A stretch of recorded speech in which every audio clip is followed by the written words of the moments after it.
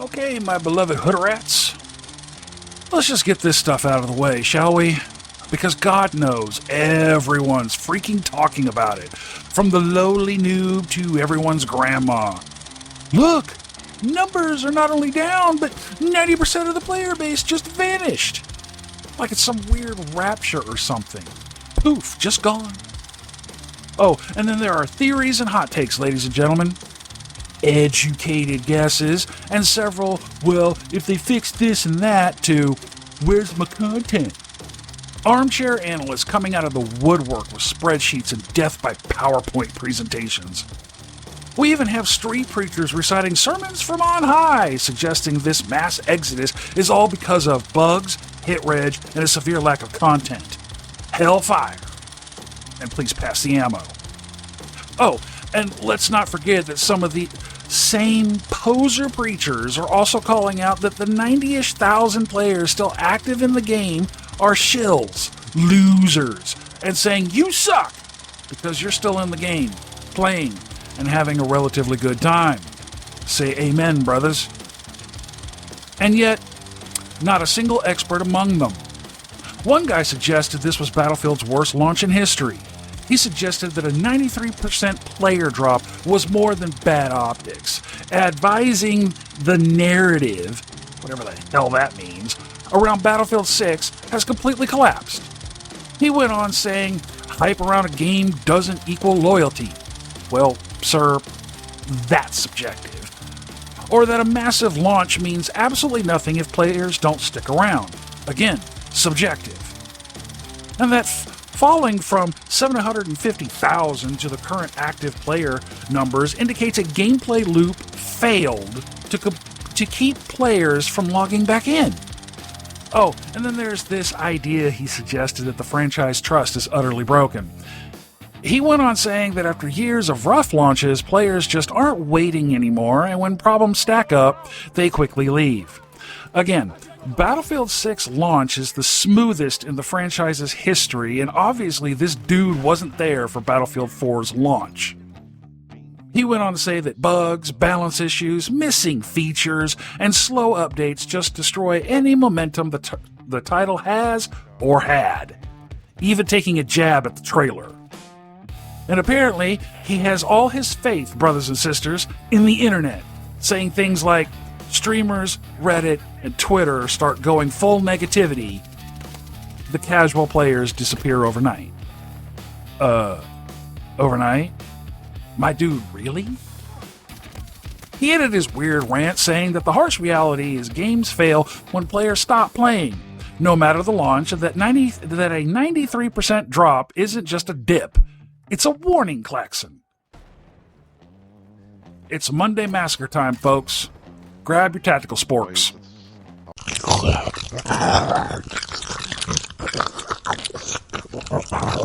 Always a thing. And let's dig in.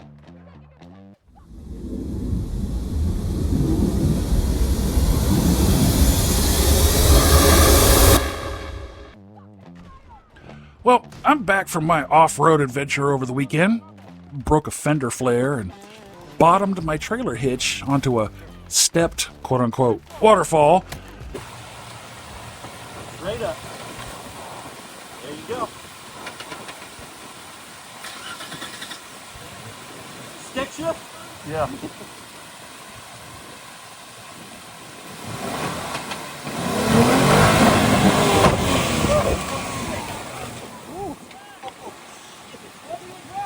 There's a bag? Just a bag from the tail. Alright, it was just a bag.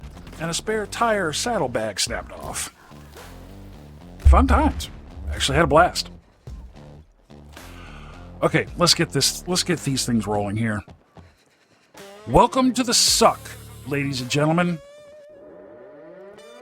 So, I'm not sure what these doomsayers are saying about a dying game. I have yet to hit an empty lobby. I have yet to wait longer than 20 seconds to load into a match. I even hit the queue every once in a while in a blue moon. I mean, the game launched in October, when then the holidays happened. Most people are out traveling, doing the holiday things. Then, New Year's, and people are back to work. Okay, still the numbers fall. All right, Season 1 is almost over. And I say this before they announce the delay of Season 2. And most likely all the challenges have been met and completed, and a huge group of players went, okay, I did all the things, I'll just play something else until the next content drop, and off they go. And that's what the kids think is normal these days. Play a game, get all the things, go to another game, and come back when there's fresh content to be had. Oh, we have Arc Raiders, we have Borderlands 4, we have Tarkov, shit. I think people still play WoW.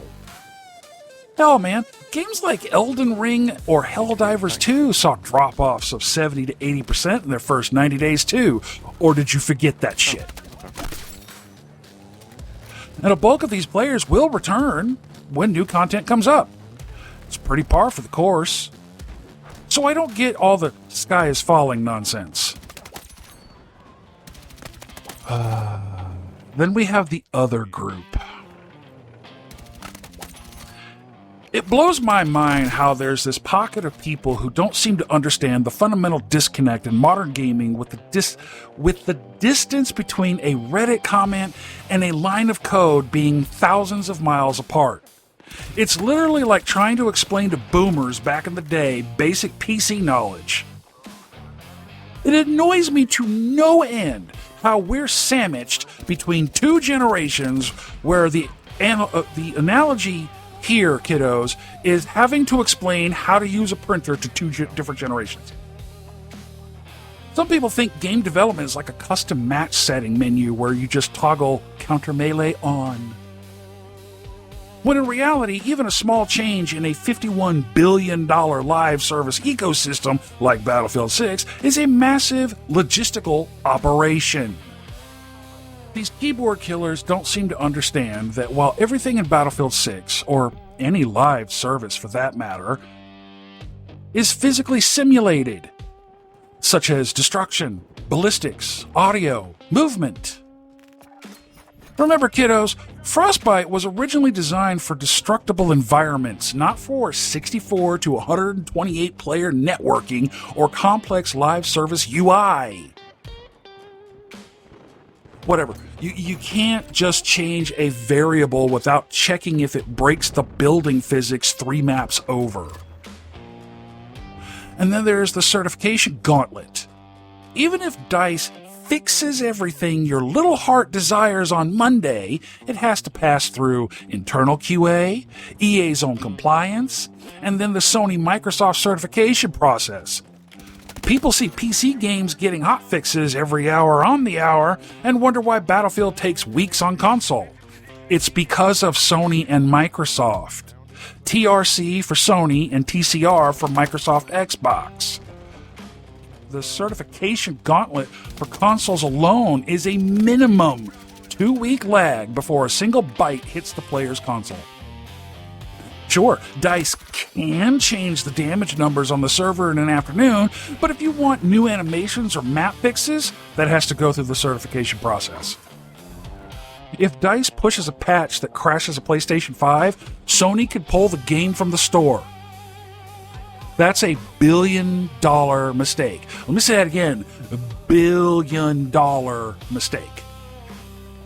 So when a dev fixes a bug on Monday, you console players aren't going to see it until 3 weeks later because it's sitting in a lab being stress tested for compliance. It's not laziness, it's the law of the platforms. When you scream that they're being lazy, you're screaming at engineers who are likely working 60-hour weeks to fix a mess they didn't create. Ignorance of technical debt doesn't make the game come out faster, fellas. It just burns out the people trying to save it.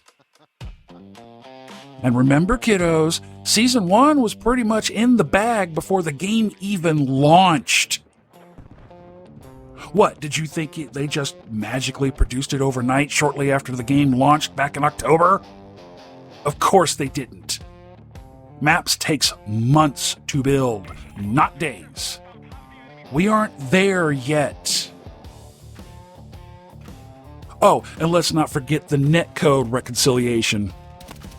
In a 64 to 128 player environment, every hit reg fix has to be stress tested to ensure it doesn't cause a server-side desync that kicks everyone from the lobby. This takes time, lots of time. Seeing these YouTube posts, these X posts, and Reddit threads gives me the impression you scrubs thinks it's just a simple tweak. It's fucking software. It's the internet. Shit doesn't work like that. Oh, but Hannibal, we don't have all these issues with other games. Oh my god, can it with that shit. Different game, different franchise, different load, different server capacity, different mechanics, different design, different implementations, different code, different everything.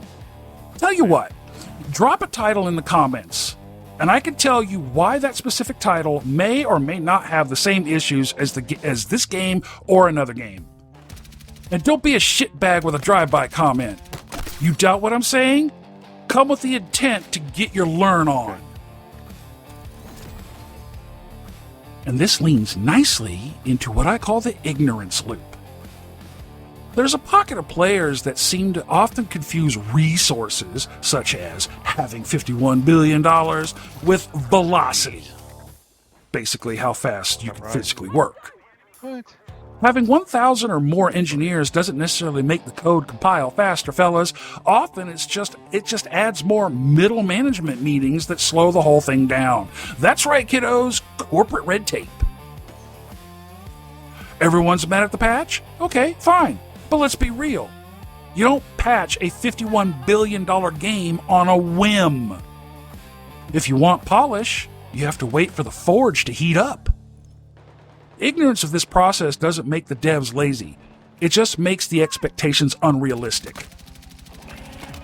Besides, even if they push that fix on a Monday without testing, it can crash the servers for those 85,000 plus people on a Tuesday.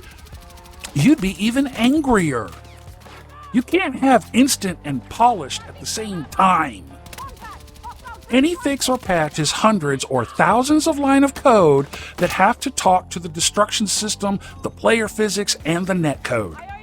If they rush it, whatever is implemented may probably launch your tank into the sun. We've seen it happen before. Duh. Since this goes hand in hand, yes, Season 2 is delayed until February 17th. That sucks. They stated they wanted to polish things up before it deploys. Meanwhile, several YouTubers took advantage of this to drop the game is dying videos, piss and moan about a lack of content, and seeing the delay as a bad omen. Basically more rage bait. But is the delay a failure of planning at the top? And we all feel the drought? Is it really a sign of the times of digital death? See, that's the difference between being mad at the delay and being ignorant of why a simple fix isn't simple. EA is a multi-billion-dollar company. It's a juggernaut. Sure, they have the money. They have enough money to buy a small country. Yet we're sitting here with a Season 2 delay and a patch that just changed some numbers on a jet cannon. But you can't throw a pile of cash at a server and expect it to magically fix hit registration. If you're pissed, that's fine. The management at the top failed the timeline. Okay. But being mad at a corporation for a delay is one thing. Being ignorant of how a game actually works is another. I'm seeing people say, it's just a line of code, fix it today. Let me show you why that's just not only wrong, it's impossible. You need human beings to write code. And right now, those humans are working inside a Frostbite engine that is notorious for being a nightmare to tweak. Many of the original DICE architects left years ago. That's right, folks, the OGs who built Frostbite are gone. The new devs are essentially trying to repair a spaceship written in an alien language. Every simple change they make risks triggering a hidden bug from 2021 that no one remembers how to fix. They are literally learning a second language while trying to fix a moving ship mid-flight. And let's not forget the PEBCAC error players. If you're trying to run this game on a PC that barely meets the minimum specs and then screaming bad optimization on Reddit, that's not a dev problem, that's a literacy problem. Read the box, kiddos. Minimum gaming specs are listed everywhere. You have zero ground to stand on saying bad game when it's actually your rig. Or how you don't maintain it or update it. I'll even bring that home for you. I had a Discord member tell us that he was having some really bad issues with the game. Mostly stutter, lag, and getting the orange latency icon pop up on his screen. He tried everything he could think of. He mentioned all of his other games were working just fine. So we did some investigating. The issue started with the last patch. We tried a few steps and no joy. I suggested he check and do a RAM speed check, as Battlefield 6 is notoriously sensitive to memory latency. And so he did. He went into the BIOS and noticed his RAM frequency was around 2100. His RAM is slated for 3200. So we had him turn on the XMP, and boom, he's back in business. Not everything is a gaming company issue. We love the Frostbite engine because of the destruction, but developers who've worked on it stated it's like trying to build a sandcastle in a sandbox filled with razor blades and needles. Every time you reach in to fix a simple bug, you get cut. Aaron Flynn, the former general manager of BioWare who had to use DICE's engine for Anthem and Mass Effect, famously described working in Frostbite as it could be very delicate and hard to manage. Another top developer on Mass Effect, Andromeda, said Unreal Engine is like an SUV. It could go anywhere. Frostbite is a Formula One car. When it does something well, it's the best in the world. But the second you try to go off-road or change a tire, the whole thing falls apart. It's a Ferrari engine. It's fast. But if you want to change the spark plugs, you have to take the entire car apart. Look, before someone comes at me in the comments, let's make sure we're on the same page first. Yes, EA is worth $51 billion. A corporate juggernaut. That is a fact. But if you think a $51 billion bank account magically makes code write itself, you're living in a fantasy world, and I have wares, if you have coin. Today, I'm talking about the difference between engineering reality and player expectations. We could talk corporate greed some other time. The devs working on Battlefield 6 right now are essentially trying to fly that ship while reading the manual in a language they only half understand. When you demand a hotfix in 24 hours, you're asking them to take a gamble with the stability of the entire game. I'd rather wait until February 17th than have a fast patch that bricks my PC. Oh, and you can call me a shill if it makes you sleep better at night, justified in your stupid keyboard opinion blast, but I'm a Battlefield vet. I've seen what happens when we demand things now. We get the Battlefield 4 launch. We get the 2042 launch. Remember, kiddos, Battlefield 4 was literally unplayable for most of the player base for the first 6 months. Some of you watching might remember the Dawnbreaker crash on Xbox. Battlefield 6 being smooth but low on content is a luxury problem compared to Battlefield 4. I want the game to be great. I want the legacy features, but I also want to live in reality. Let them use the extra time to polish the forge, or we're just going to be sitting here in March complaining about the bugs we rushed them into making. Most rage baiters forget the consoles have that certification gate. Not remembering this and not explaining it to your audience makes you look like the dumbest person in the room, my dudes. You should probably stop that. In Battlefield 6, everything is connected. If a dev wants to bring back a legacy mechanic or map, they aren't just turning on a switch. They have to ensure that the new mechanic or map and any associated animation doesn't break the physics of the character you're using, which doesn't then break the netcode for the 63 other players on the server. So, if you have to wait a little longer for Season 2 so they could do their best to ensure a smooth deployment as possible, so be it. I have the patience. What I don't have the patience for is some randoms being mad about the delay because they don't know jack shit about how servers, codes, and software works. And I will circle back around to this from a previous video. It's dumb to want live service and then be impatient about it. Like, give it a fucking rest. What the hell's the matter with you anyway? But Hannibal, there were still 6-digit figures in population player count with Battlefield 3, Battlefield 4, Battlefield 1. Well, yeah, duh. Back then, during those launches, the first-person shooter market was essentially two-horse race. Battlefield versus Call of Duty. You bought a game, played it for a year, and waited for the next one. There was no Warzone, Apex Legends, or Valorant pulling tens of millions of players away for free. Not back then.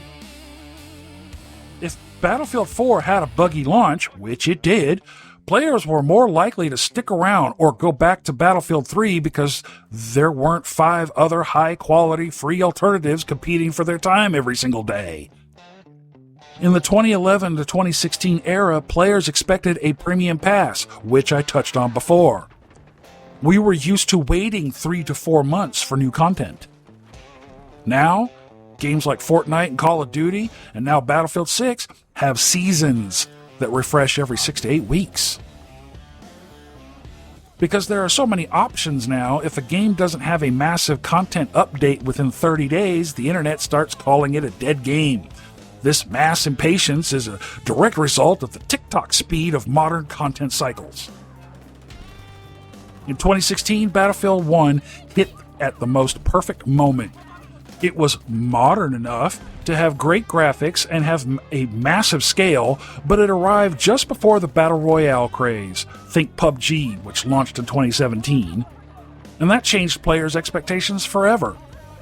People are still willing to play the same 10 maps for months because the atmosphere was so immersive.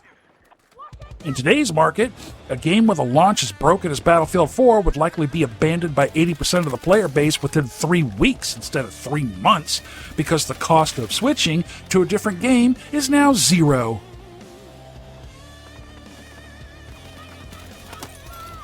If you want to hold EA accountable for the delay, be my guest. I think you're an idiot, but whatevs. You want to hold them accountable for the lack of content? Oh, buddy, that's more on you than them, as you scrubs demanded live service over premium service without demanding premium level service and what you asked for. Yeah, that's all on you. Free maps means EA doesn't owe you a specific schedule. Hell, they don't even owe you eventual content. It's a be careful what you wish for scenario. But for the love of God Almighty, stop asking for instant fixes. You can either have a fast patch or you can have a working game. If you want Battlefield 6 to be the Battlefield we miss, you have to let the forge stay hot. I want the legacy maps. I want legacy mechanics. I put a huge wish list out on Friday about all the things I would love to see in the game. But I also want a game that doesn't explode when I launch it. The player base has every right to be frustrated with the timeline, but having zero patience for the process is just plain ignorant. Let the devs cook, or you're just going to get raw chicken over and over and over again. Do I expect a return of 750,000 players ever? No, of course not. However, I do expect a jump back into 6 digits when Season 2 launches. I then expect it to dip again when a slew of players finish everything and wait for Season 3. They have other games they like playing. And some have the memory of a gnat. To say we dropped so many players only because of bugs and features is asinine at best. Some people have other titles they play.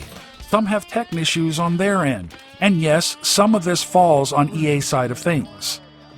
A slew of moving parts. But to sit there in your chair and preach a gospel that every reason a gaming population dropped is because of content, the lack of content, bugs, and the like is absolutely ridiculous and absurd. Who do you think you are, Nostra dumbass? You picked all that up and speak for every single player on Earth that the population dropped because of EA and EA alone? Seriously? Man, get the fuck out of here with that. I haven't had 99% of the problems I keep reading about. I still get full lobbies. I still get full matches in a lobby, match after match after match. Mode after mode after mode. The only time I ever see anything empty is in Portal. The only time. So yeah, I have no idea what these folks are screaming about. I expected a pretty decent descent drop in player count after the game launched. It's the ebb and flow of modern games now. And a lot of it is laid at the player base's feet. Because of impatience, no desire to invest in any game long term, dopamine brain rot, unrealistic expectations and demands, and demanding games stop premium services and require live services without the premium quality and quantity. The gaming companies simply gave you what you asked for. There's no sense crying about it now. Look, you made it to the end of the video. Yay! At least some of you have patience. And I very much appreciate that. Tomorrow, the extension of Season 1 and the Frostfire path starts. And I do so hope the extension is smooth and issue-free. If not, well, it's okay too. It's the nature of the beast. So what's your take on the delay? Are you upset about it, or choosing the lesser of the two evils and willing to let them cook? Let me know in the comments, guys. You all know by now I read them and reply to them. You took the time to watch and comment, I should take the time to reply. That's only fair and right. Don't forget the Vet Spotlight of the Month in the channel description. If you're new here and made it this far, each month I spotlight a veteran support group every month. None of them sponsor my videos, and none of them even know I spotlight them. I'm a vet, and a ton of my family are vets, and this was an important thing I wanted to do. If you're interested in seeing what I'm talking about, just open up the video description, skip past all my social links, my merch store stuff, and channel support links, and go all the way down to the bottom. You'll find the link there. Check it out to see if it's something you're interested in supporting, even if it's just a simple link share to your own socials. Okay. Well. That's it for today, folks. Always keep up the hood rat shit, and until the next one, out.